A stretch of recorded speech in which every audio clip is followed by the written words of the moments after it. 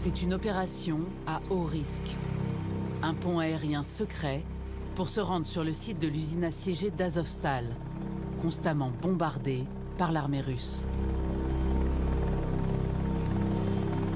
En cette fin mars, cette aciérie est l'une des dernières poches de la résistance ukrainienne à Mariupol.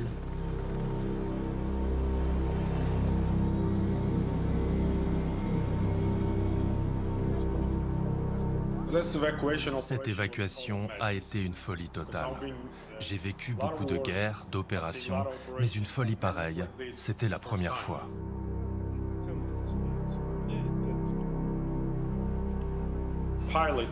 Des pilotes prêts à risquer leur vie, qui viennent apporter du ravitaillement et évacuer les soldats blessés. Georgi Kuparashvili est un soldat du régiment Azov.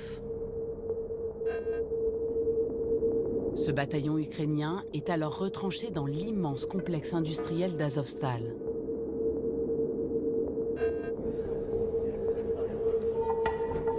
Georgi a été atteint de 2 balles dans l'abdomen qui ont endommagé son épine dorsale.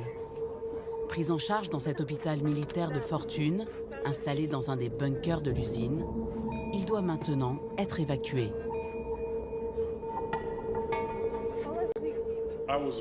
J'étais blessé. Bien sûr, on m'a donné des antidouleurs.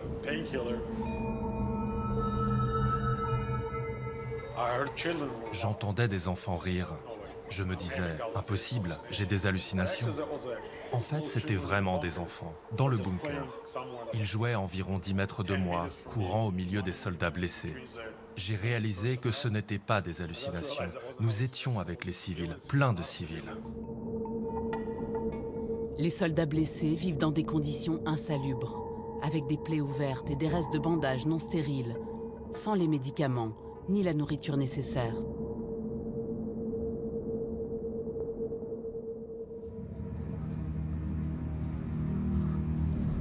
La situation, critique, préoccupe au plus haut point l'état-major ukrainien. Entre mars et avril, 7 opérations de secours sont lancées. Elles sont menées par des pilotes d'élite, comme ces 2 hommes.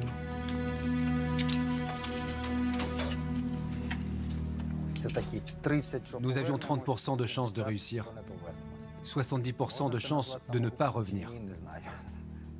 Je ne sais pas si on peut appeler ça un suicide, mais même si on n'avait eu qu'une seule chance sur 100, on l'aurait tenté. Je me suis mis à la place de ceux qui étaient là-bas. Je n'aurais pas aimé qu'on m'abandonne là, livré à moi-même.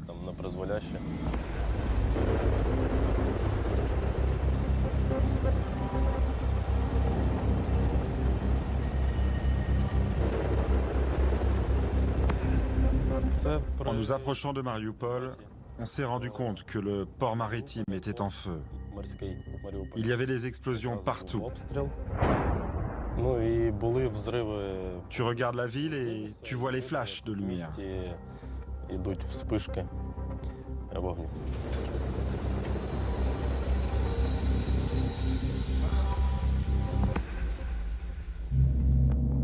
Une fois les hélicoptères posés dans l'enceinte d'Azovstal, les soldats blessés doivent être transportés jusqu'aux appareils.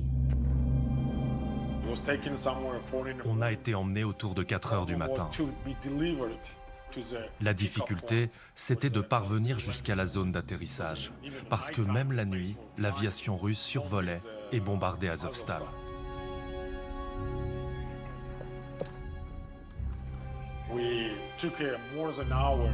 On a mis plus d'1 heure pour parcourir 2 kilomètres.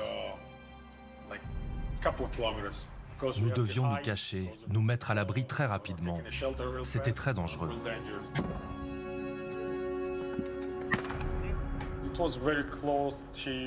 L'hélicoptère était tout près de la ligne de front, à environ 800 mètres. L'artillerie et l'aviation bombardaient nos positions.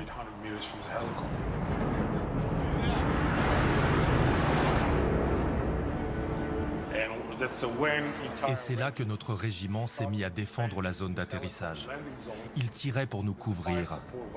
Il fallait protéger l'hélicoptère pour pouvoir embarquer et évacuer les soldats blessés.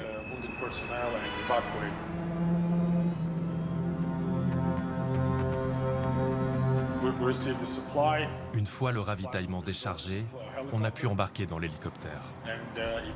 Ensuite, on a décollé. Pendant ce temps-là, les avions continuaient de bombarder. C'était fou. L'hélicoptère doit atteindre la ville de Dnipro, située à 250 km de là. Mais il faut d'abord traverser la zone occupée par les forces russes. Comme Marioupol est en permanence sous le feu de l'ennemi, le choix est fait de contourner la ville par la mer, en longeant la côte vers l'ouest. Le vol retour a été beaucoup plus compliqué. Peut-être que leurs systèmes anti-aériens nous ont repérés ou qu'ils ont entendu le bruit des hélicoptères.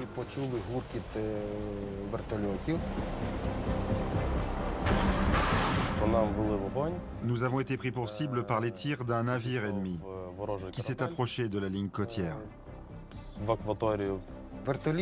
Les ondes de choc ont été tellement puissantes qu'elles faisaient tanguer l'hélicoptère dans l'air, comme un jouet. Ensuite, on a survolé le territoire ennemi pendant près de 2 heures.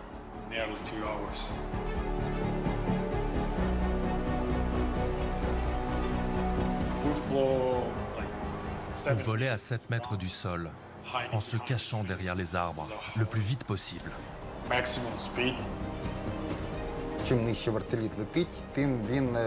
En fait, plus l'hélicoptère vole bas, moins il est exposé au système anti-aérien de l'ennemi.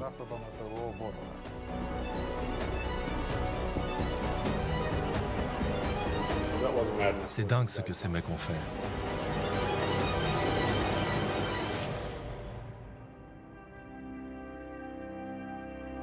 Gueorgui a pu être sauvé et soigné. Mais parmi les 7 opérations secrètes de ce pont aérien, toutes n'ont pas rencontré le même succès. Il y a eu aussi des tentatives où les hélicoptères ont dû faire demi-tour en raison de missiles qui ont été lancés contre eux. Ils avaient compris qu'ils avaient été identifiés. Lors d'une autre tentative, 2 hélicoptères ont été abattus sur le chemin du retour. L'un est tombé dans la mer et l'autre pas loin de Marioupol. Ils l'ont abattu à l'ouest de la ville.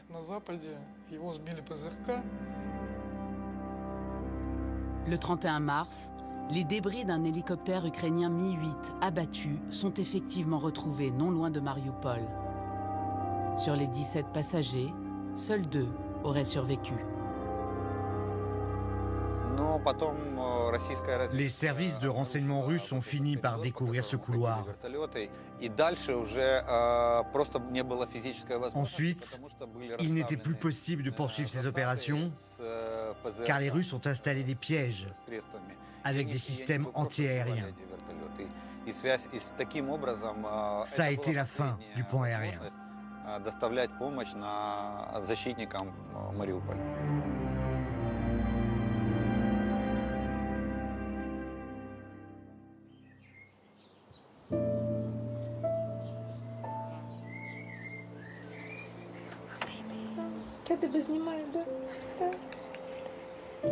Parmi les centaines de soldats ou de civils qui ont survécu à l'enfer d'Azovstal, il y a Anna Zaitseva et son bébé. Pour nous, ça a été comme une interminable journée de ténèbres. Maman.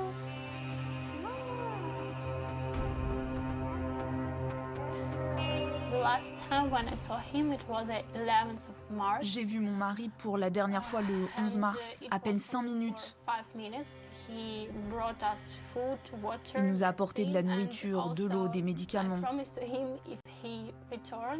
Et je lui ai promis que s'il revenait, nous aurions un deuxième enfant. J'espère que ce sera une fille, parce qu'il voulait une petite fille. Le mari d'Anna est aujourd'hui prisonnier des séparatistes pro-russes. Au début de la guerre, Anna a 24 ans. Elle enseigne l'anglais et le français. Et Kirill, 22 ans, est employé de l'usine Azovstal. Le couple, tout juste marié, est parent d'un petit garçon de 3 mois, Sviatoslav. Ils sont installés à Marioupol, cité portuaire et industrielle de 430 000 habitants, en plein essor, sur les rives de la mer d'Azov, l'un des poumons économiques de l'Ukraine. Le 24 février, j'étais chez moi avec mon mari et mes parents. Sur Facebook, j'ai vu un post d'un ami de Kiev. Il disait que la Russie était en train d'essayer d'occuper l'Ukraine. J'ai d'abord pensé que c'était un vieux post, une information qui datait de la crise de 2014. Mais ensuite, j'ai entendu 2 sons de bombardement. Et là, j'ai compris que la véritable guerre avait commencé.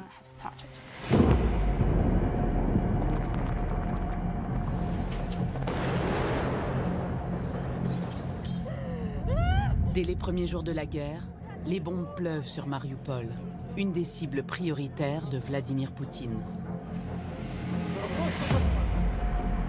La prise de cette ville stratégique donnerait au Kremlin le plein contrôle sur la mer d'Azov. Anna et son mari font tout de suite le choix d'aller se réfugier dans l'enceinte de l'usine Azovstal, le gigantesque complexe métallurgique de la cité portuaire. C'est l'une des plus grandes aciéries d'Europe, une ville dans la ville de 10 km².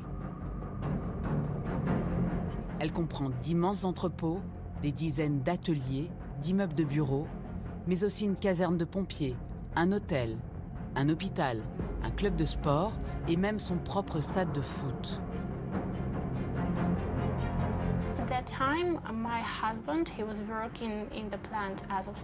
Comme mon mari était employé de l'usine Azovstal, il a reçu un message de la direction sur leur groupe Viber, informant les ouvriers de l'usine et leurs familles qu'ils pouvaient se réfugier dans les abris.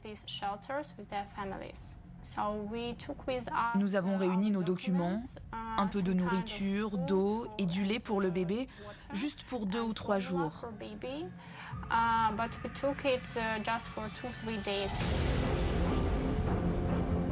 On a pris notre voiture, on a tout fait en catastrophe, dans la précipitation totale. Le dédale de bunkers, de couloirs de liaison et de souterrains construits sous l'aciérie à l'époque soviétique fait de l'usine Azovstal l'abri le plus sûr de Mariupol. L'usine compte 72 ateliers. Chaque atelier a son propre bunker et ses propres tunnels, tous différents les uns des autres.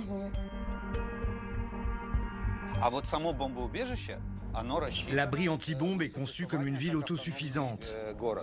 Il y a des systèmes de purification d'eau, de ventilation, de canalisation.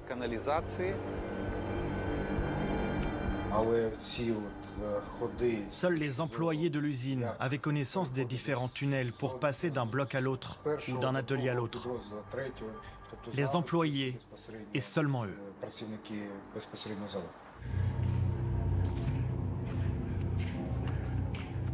Anna et sa famille arrivent à l'usine le 25 février après-midi. Le premier abri n'était pas très profond. C'était un bunker qui ne devait servir de refuge que pour quelques heures, en cas de bombardement par exemple. Il n'y avait même pas de place pour dormir. C'était conçu pour rester assis.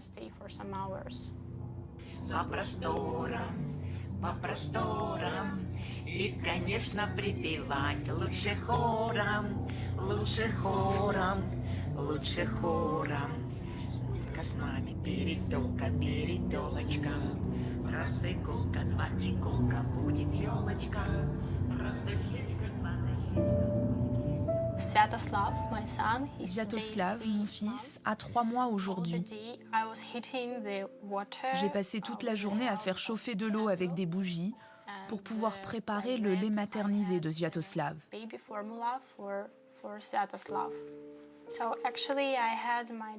J'ai commencé à tenir mon journal le 28 février. Parce que le 28 février, mon fils a eu 3 mois. Mais c'est aussi le jour où mon mari a décidé de rejoindre les militaires d'Azov. Je lui ai fait une vidéo ce jour-là sur Instagram. Скажет, папа, привет. У нас все хорошо, мы молодцы, мы умнички. Да, мы маму таскаем за волосы. Вот.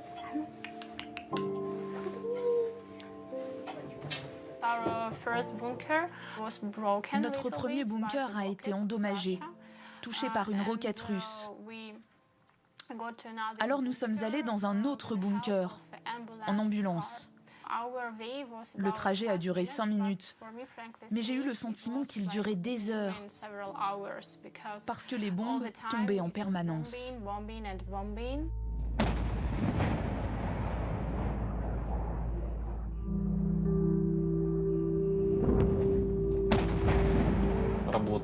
On était bombardés de toutes parts, par l'artillerie, à la fois depuis la mer et depuis la ville, et par l'aviation. Igor Radzava est un ancien employé d'Azovstal. Lui aussi s'est réfugié dans l'usine avec sa femme et ses 2 enfants, dans le même bunker qu'Anna et sa famille.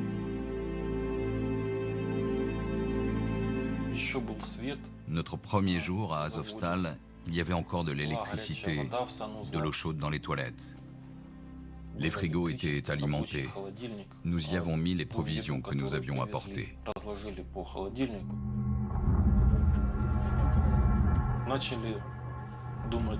Il fallait installer des couchages. On a dormi sur des bancs qu'on a récupérés un peu partout dans l'atelier. On dormait les uns à côté des autres parce que le bunker n'était pas très large, mais très long.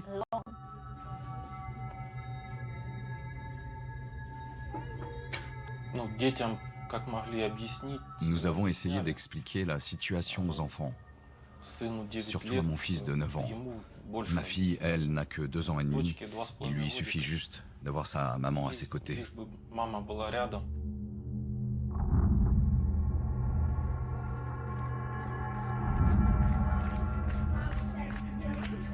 Sur les 75 occupants de ce souterrain, 18 sont des enfants.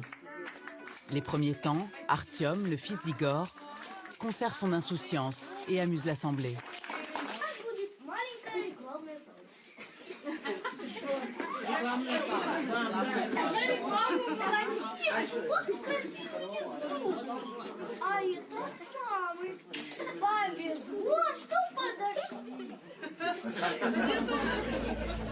Mais bientôt, ces réfugiés partis pour quelques jours à peine comprennent que la guerre va durer.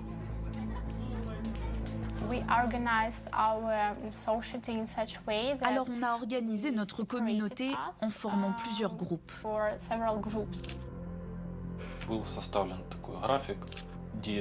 On a fait un planning pour les tâches quotidiennes. Préparer à manger, faire le ménage des toilettes.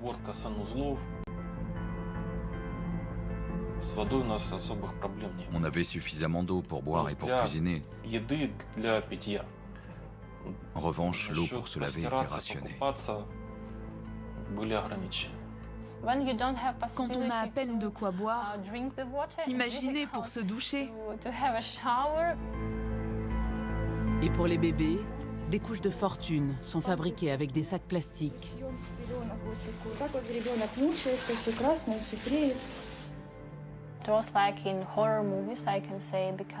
C'était un peu comme dans un film d'horreur. C'était obscur. Il faisait froid, c'était très très humide. J'avais constamment peur d'attraper la tuberculose. Nous n'avions qu'un seul but, rester en vie.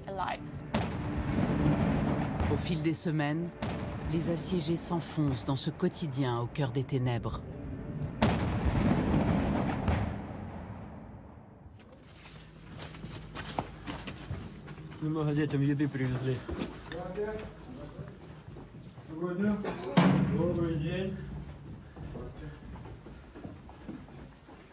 Les seules respirations de ces civils coupés de tout contact avec le monde extérieur sont les visites des militaires ukrainiens.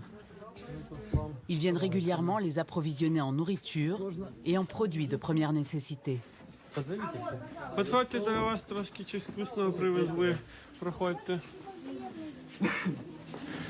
Les enfants ont maintenant perdu un peu de leur légèreté, comme Artyom, le fils d'Igor. Я увидел, что вы пришли. Вот хотел бы кое-что сказать. Давай. Мы вот очень хотим вернуться все домой, хотим вернуться живыми, хотим увидеть своих родителей, ну, не родителей, родных там и так далее. Те, которые Сын с 14-го года. Mon fils avait 2 ans en 2014, lors de la première occupation de la Crimée et du Donbass. Крыма, Донбасса. Поэтому... C'est un enfant de la guerre. Дитя войны, так сказать. Karine, la femme d'Igor, commence aussi à perdre espoir. Не считаете, скільки считаете? Уже пересчитались. Очень хотим домой. А дома, судя по всему, нет. Ну, будемо надіятися на коридор якийсь. Можем надеяться. Ну что, кушать уже заканчивается. Завдяки воєнним в нас є що їсти. Тому що якби не воєнні, я не знаю, як би ми взагалі з цим справлялися. Дитині навіть надали суміш. І памперси так. Je suis tellement reconnaissante à nos militaires ukrainiens et à nos militaires d'Azov. Ils sont encore plus cool que des héros Marvel.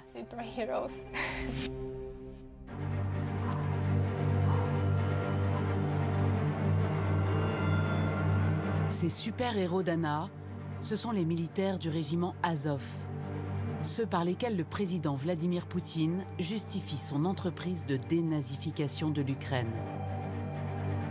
Formé en 2014 pour combattre les séparatistes pro-russes du Donbass, ce bataillon a effectivement été créé par une centaine de volontaires aux idées nationalistes et néo-nazis. Mais très vite, il est devenu une unité d'élite au sein de la garde nationale ukrainienne.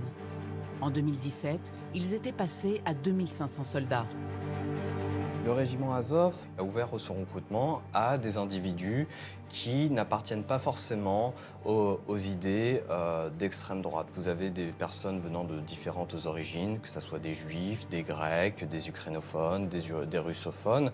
Et donc ce noyau radical qui pouvait exister au départ, à l'époque du bataillon Azov, s'est noyé sous la masse de nouveaux recrutants qui ne sont pas du tout politisés.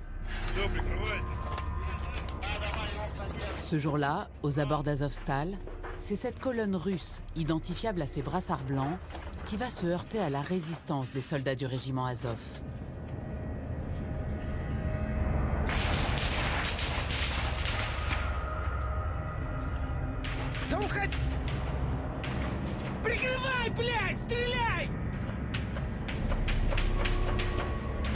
Ce soldat vient de tomber sous les balles ukrainiennes.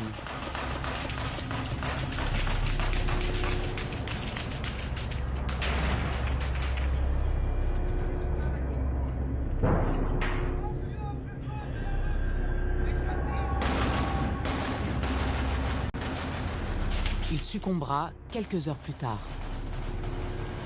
Parfois, notre régiment a pu contre-attaquer et les faire reculer.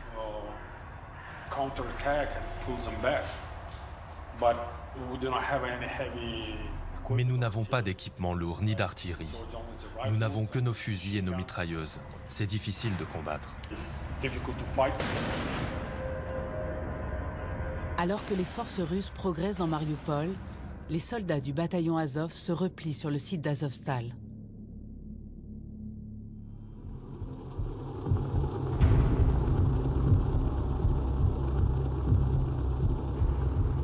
Le couloir aérien secret mené par les pilotes d'élite ukrainiens permet de les approvisionner en nourriture, en soldats de renfort, en armes comme ces Javelins, des lance-missiles anti-chars américains, mais aussi en moyens de communication. Depuis le 3 mars, il n'y avait plus d'électricité ni d'eau à Mariupol. Il n'était plus possible de charger les téléphones. Il n'y avait plus de réseau mobile, on ne pouvait plus contacter qui que ce soit. Grâce à Elon Musk, Les soldats ont pu obtenir des antennes satellites Starlink qui leur ont permis de rétablir le contact. Ces antennes, offertes par le milliardaire américain, vont permettre une connexion haut débit inespérée au cœur des bunkers militaires. Elle va servir à la communication de guerre, comme ici, avec Denis Prokopenko, le commandant d'Azov.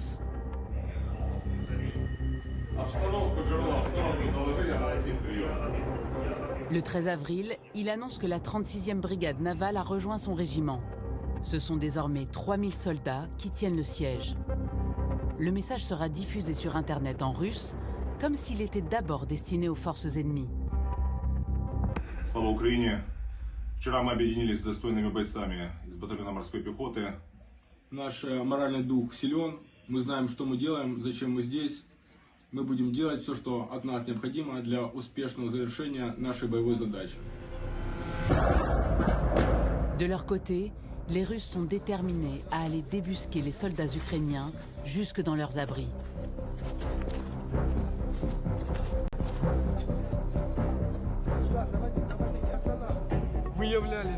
Les forces russes ont identifié plusieurs points de sortie des bunkers. Ils cherchaient à savoir qui se cachait en dessous, les civils ou les combattants d'Azov.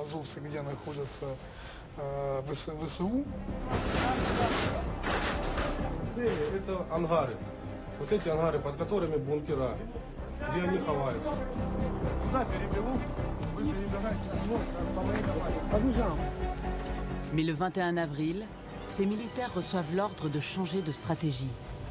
Une décision de Vladimir Poutine contre le plan initial de son ministre de la Défense.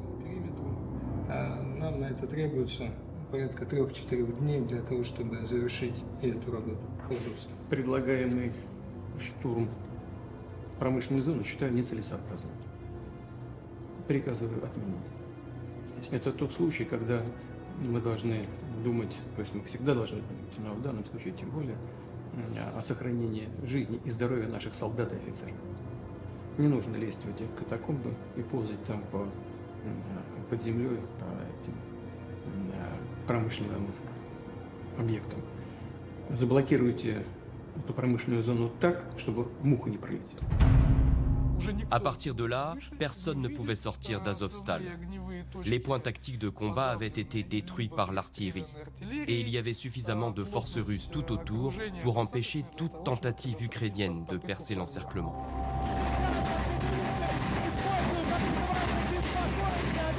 Чтобы националисты на заводе Азовсталь не могли вылезти из катакомб.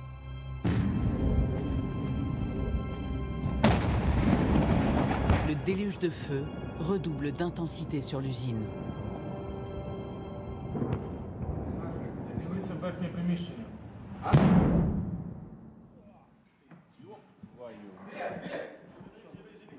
Ты уверен, что стоит?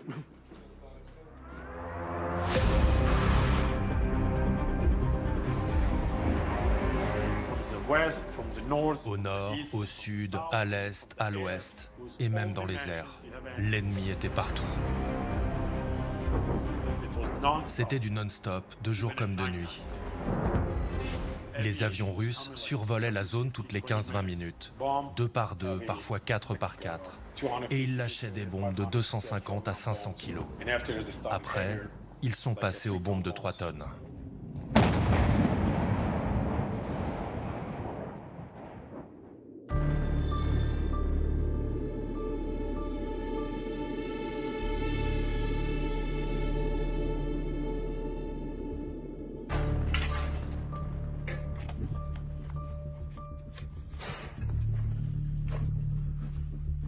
Azovstal est réduite à l'état de ruine. Plus rien n'existe de l'ancienne usine, hormis ses abris souterrains.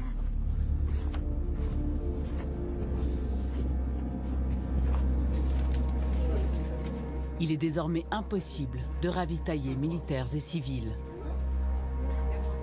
Enfermés dans les entrailles du site industriel depuis 2 mois pour certains, ces derniers sont à bout de force et le font savoir au monde dans des vidéos diffusées sur Internet par les militaires ukrainiens. Тут осталось на считанные все дни. Чем кормить детей? Без воды, без еды. Что мы тут будем делать? Как долго мы тут будем вообще находиться?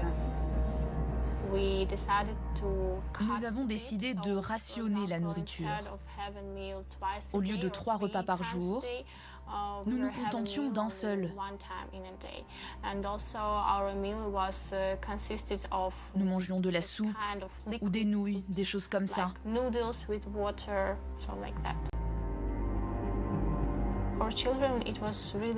Pour les enfants, c'était très difficile.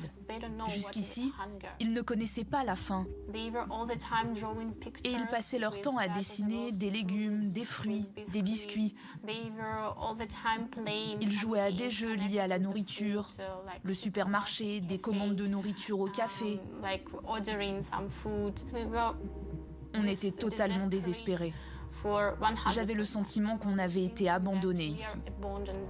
Остановите, я прошу президента Соединенных Штатов Америки, я прошу Англию, Францию, я прошу Канаду, Японию, я прошу Израиль, я прошу Турцию, я всех прошу.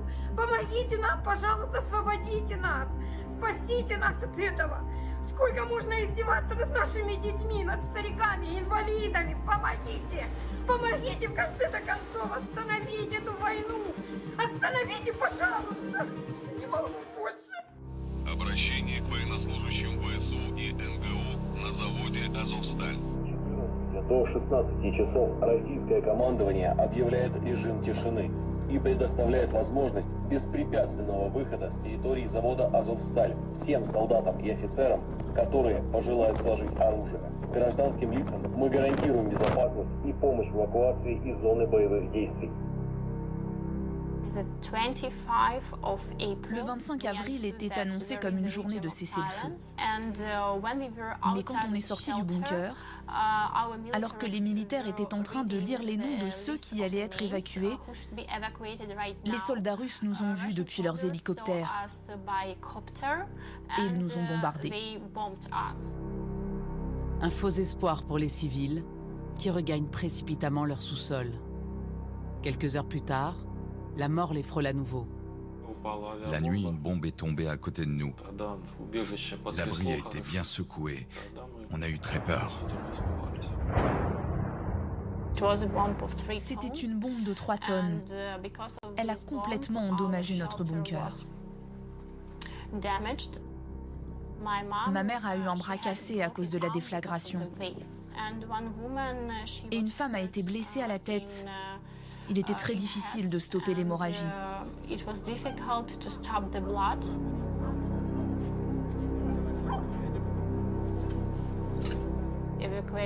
L'explosion a bouché les sorties de notre abri. J'étais persuadée que ce bunker serait notre tombe.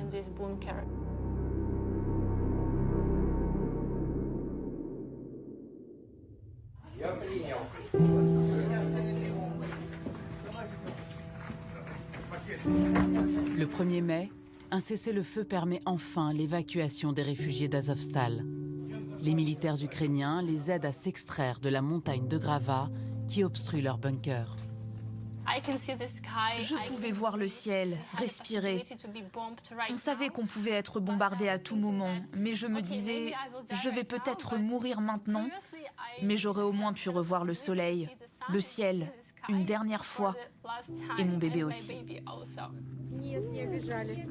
Ces miraculés auront passé plus de 60 jours sous terre.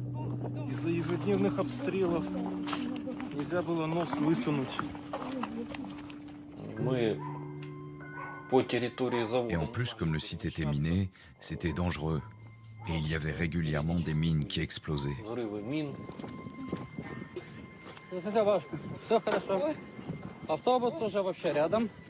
Была эвакуация 2 раза, и 2 раза срывалась.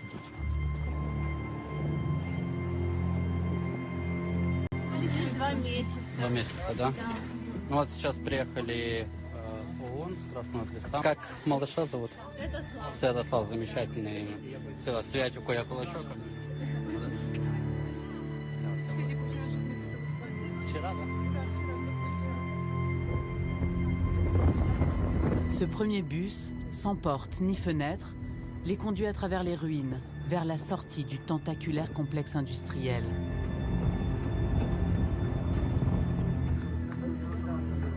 Des délégués de l'ONU et de la Croix-Rouge prennent alors le relais des soldats ukrainiens, sous la direction du Français Grégory Brissonneau. Il y a eu un énorme soulagement. Enfin, moi, j'ai rarement vu des gens dans un état de vulnérabilité pareil et de détresse psychologique, en fait. C'est ça qui était très fort. Ce qui choque, c'est les visages émaciés et puis les gens très blancs, très faibles. Certains étaient blessés, ils n'avaient plus l'habitude de marcher, donc ils avaient du mal à se déplacer. La plupart étaient en pleurs, certains se retenaient de pleurer. Un deuxième bus doit les transporter à 250 km de là, à Zaporijjia, une zone sous contrôle ukrainien. Дома нету, конечно, нету. Где он взялся? Тут я с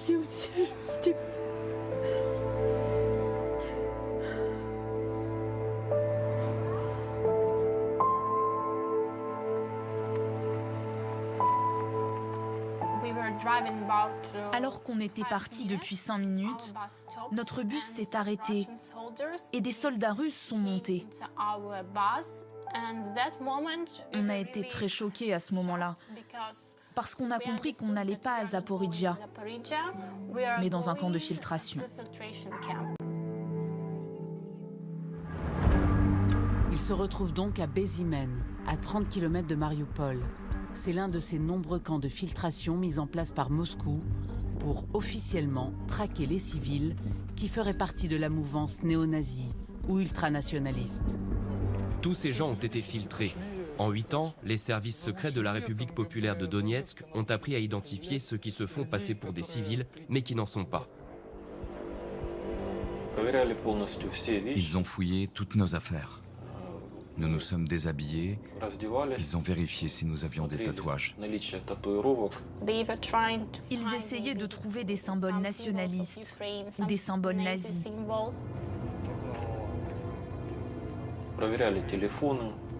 Ils ont fouillé dans nos téléphones et ils ont prélevé nos empreintes digitales.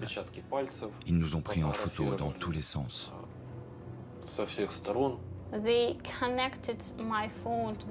Ils ont connecté mon téléphone sur leurs ordinateurs, téléchargé toutes mes informations, tous mes contacts, tous mes réseaux sociaux et mes mails, et même les photos que j'avais effacées. Heureusement, j'avais pensé à cacher la carte mémoire de mon téléphone dans les couches de mon bébé.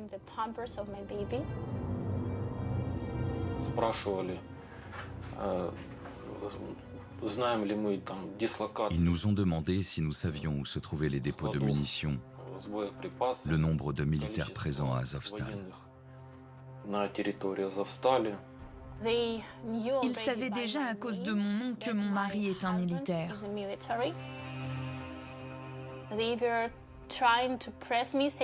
Alors ils me mettaient la pression. Le représentant du FSB ne me lâchait pas. Il me demandait qui est mon mari, quel est son métier, où il se trouve, quels sont ses tatouages.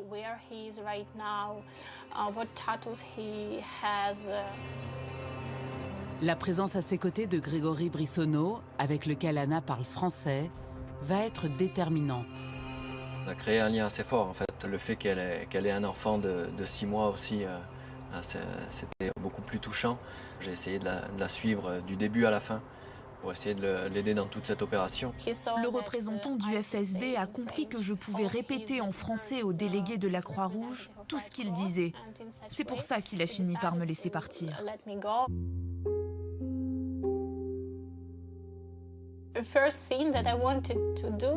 La première chose que j'ai voulu faire après ça, c'est appeler ma professeure de français, Natalia, pour lui dire que la langue française m'avait sauvé la vie. Malheureusement, je savais qu'elle était déjà morte dans les bombardements.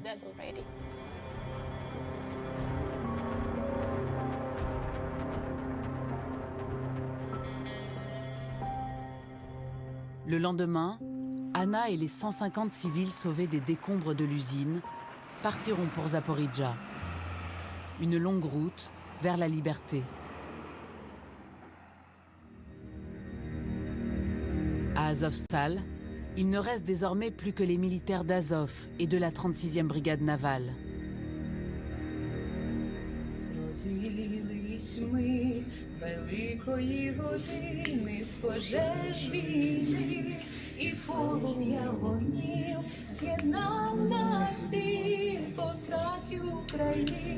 On l'appelle l'oiseau chanteur de Mariupol.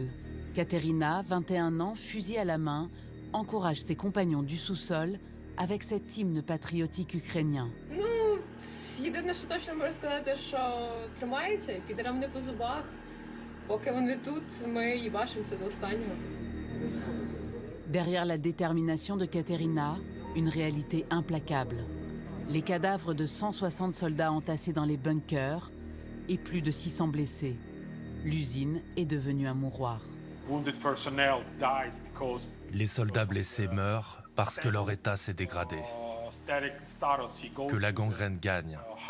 Il faut leur couper la jambe pour leur éviter la mort parce qu'il n'y a plus de médicaments, plus d'équipements adaptés pour les soigner. Il n'y a alors plus d'eau potable et plus de nourriture. Кожного дня вони спали по декілька Les годин. combattants ne Деякі з dormaient них que втратили quelques по heures. 25 кг ваги Certains через ont те, що perdu в них jusqu'à не було 25 kilos par manque de харчування. nourriture. We spend all of our resources for the effectiveness of defense, bleed. Yeah, we're encircled, we're blocked from all of the 4 directions. We are basically here at that, yeah, but most of us know this, yes. Alla Samoilenko n'a pas revu son fils depuis le début de la guerre. Tant qu'il était à Azovstal, il pouvait échanger grâce au réseau Starlink. Mon fils, Ilya, me disait qu'ils avaient plusieurs solutions. Rester les bras croisés et attendre la mort. Se rendre, mais ça n'était pas envisageable pour eux. Ou mourir, les armes à la main. Слава Україні! 86 днів оборони Маріуполя. Вище військове керівництво дало наказ про збереження життя та здоров'я військовослужбовців гарнізону та припинення оборони міста. Le 20 mai, la sentence tombe. Les combattants d'Azov et de la 36e brigade navale doivent se rendre à l'ennemi. Ils vivent leurs dernières heures dans ce paysage d'apocalypse, immortalisé par un soldat photographe du bataillon. Ils ont reçu l'ordre du commandement de sauver leur vie, car le pays avait besoin de héros comme eux. Non seulement pour servir d'exemple, mais aussi pour apprendre aux autres comment servir l'Ukraine.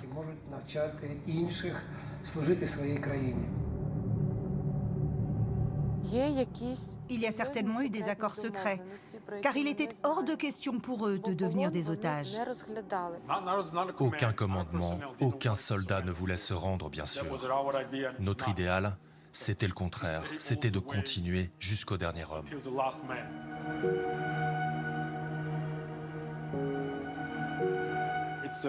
C'est moralement très difficile d'exécuter cet ordre. Un ordre venu d'en haut. Ça a été un pas très difficile à franchir.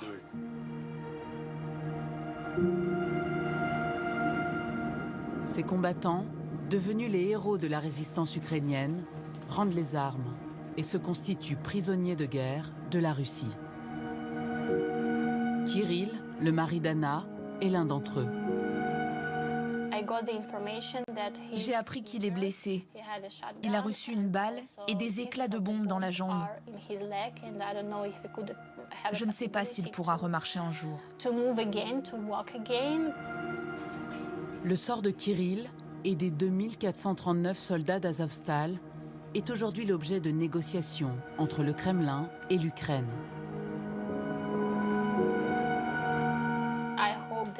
J'espère que l'Ukraine pourra échanger nos soldats, parce que je veux que mon mari revienne, vivant. À ce jour, certains d'entre eux ont déjà été échangés. Considérés par Vladimir Poutine comme des criminels néo-nazis, les autres pourraient être jugés et condamnés à mort.